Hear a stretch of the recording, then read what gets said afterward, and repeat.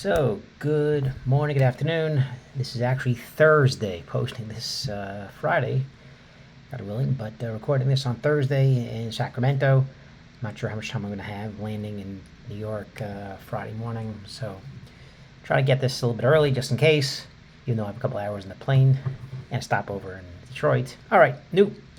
So, go through the parsha. There's a lot to talk about. This is Lech Lecha, so things really start heating up.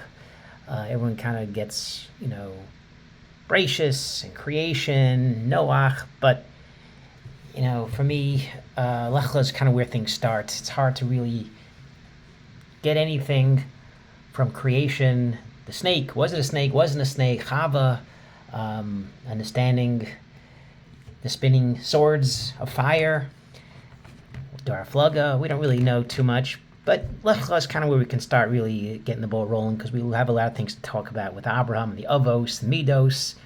We said last year, this year Shalom. It's not just a storybook, it's really for all of us.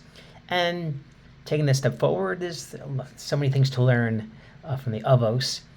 And one idea that, few ideas, but one idea that kind of hits home is Abraham and the tefillah, the bakasha of children, not satisfied with Eliezer, even though Eliezer was the guy.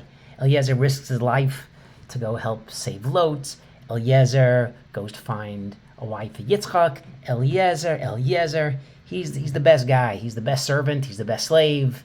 He wants to be a Jew. He does everything Abraham asks. He's fantastic. Years ago, maybe 20 years ago, in Fancy Flatbush, Rabbi Chaim Weinfeld mentioned the idea that it doesn't make sense. He's asking for children, but he has the best child. He has someone who does what he wants. How many people have sons that don't do what they want? And here, let's leave that discussion. Let's leave that unanswered. My father's listening probably, but. Who doesn't want that? That's the best bracha you can have. You have the guy next to you who's risking his life for you. How many children do that for their sons, for their fathers? I don't know, some. To do everything the father asks, no son ever in the history of the world. So Rabbi Weinfeld asked the question, what does he want more than that? And I remember sitting there in Fancy Flatbush in the corner, and the rabbi mentioned, Avram, doesn't want a robot. No one wants robots. The biggest bracha you can have is your child to find his own way. Whatever you do, you're a stockbroker, the kid could do something else just because you're a shoe person or a plumber or whatever. Your kid could do something different. It's not like it's a failure. It's actually a bracha. Just like we embrace the idea that people serve Hashem differently, and that's the right way, Shem Panim LaTorah. Same thing here. Just because you do it a certain way, your kid doesn't have to do it your way. You live somewhere, your kid not just doesn't have to, but shouldn't. Let them be free to do their own thing.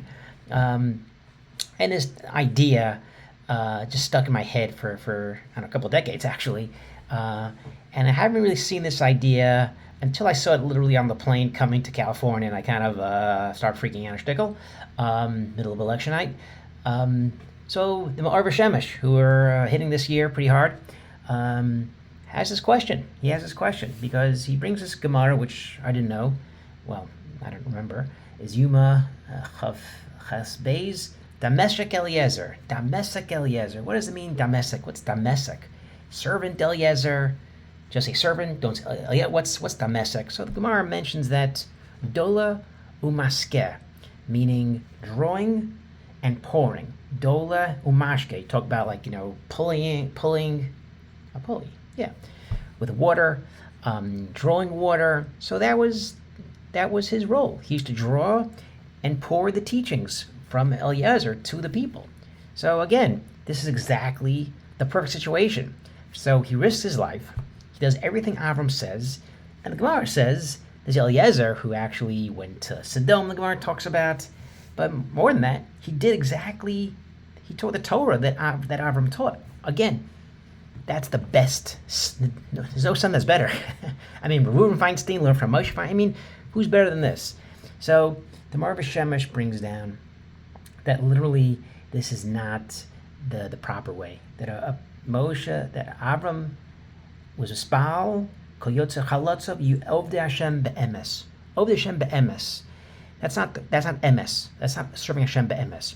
Copying a tzaddik and sitting by the table of a tzaddik and doing what he does, holding the becher a certain way, eating fish a certain way, that's not serving Hashem be'emes. You're copying somebody else. That's literally not be'emes. And that's Marv Shemesh talking.